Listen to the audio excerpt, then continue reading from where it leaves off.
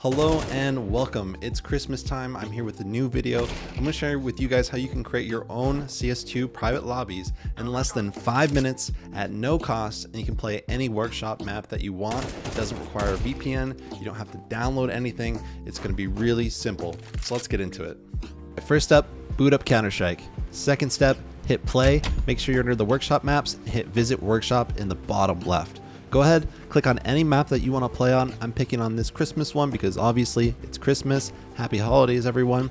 Once that's downloaded, go ahead, pick the map that you want to play. Picking it here, hit go, and then choose the game mode. I'm picking custom right now. Now we're going to go ahead and load into our server. No one's going to be able to join, but we're going to fix that in just a moment. Unrelated, but when you first join, your server is going to be full of bots and you likely don't want that. So to remove them, type bot_kick in console, and now we're ready to move on to the next step. Next up, you want to go to the bottom left of your desktop, into the search bar, type CMD or command prompt. Once it's open, click on it, type ipconfig. This is going to show us your default gateway and your IPv4 address, which is everything that we will need in the next step.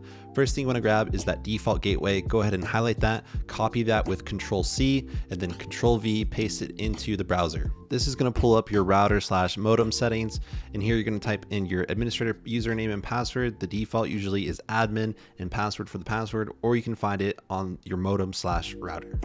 So once you get to this page, you're going to want to look for anything that is related to port forwarding. It's typically in your advanced settings, sometimes under security, like so. This is where we're going to want to put in that IPv4 address that was inside the command prompt. So I'm going to head back to that. I'm going to highlight that again and copy with Control-C, just these numbers here. This is our local IP address for our computer. We're going to go ahead, enter, and paste that in there.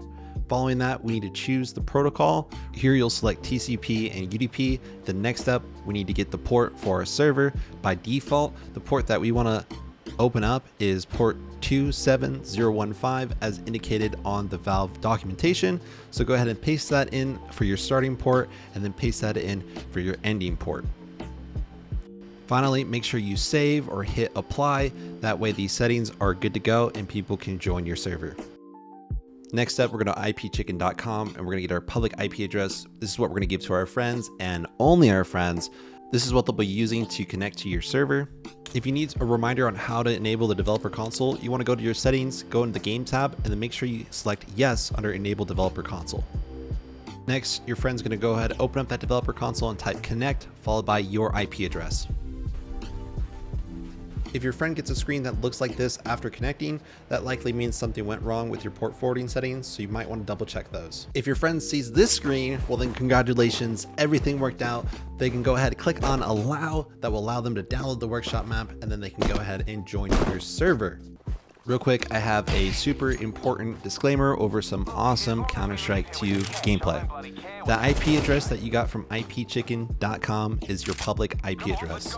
With that comes certain responsibilities. You want to make sure that you don't hand that out to just anybody. You want to make sure that you're only playing with your friends, because when you hand out that IP address, people can use it for malicious intent, such as taking someone offline. And obviously you don't want that, so only play with people you know.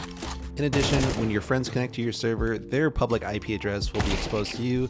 So that's something to note when you are joining your friends like this. So obviously don't join servers of people that you don't know. I promise you though, it's not super scary. Not a lot will happen. If your IP does get exposed, you can just go ahead and restart your router or modem if you have a dynamic IP address, and then all will be good as soon as it restarts. So no worries there.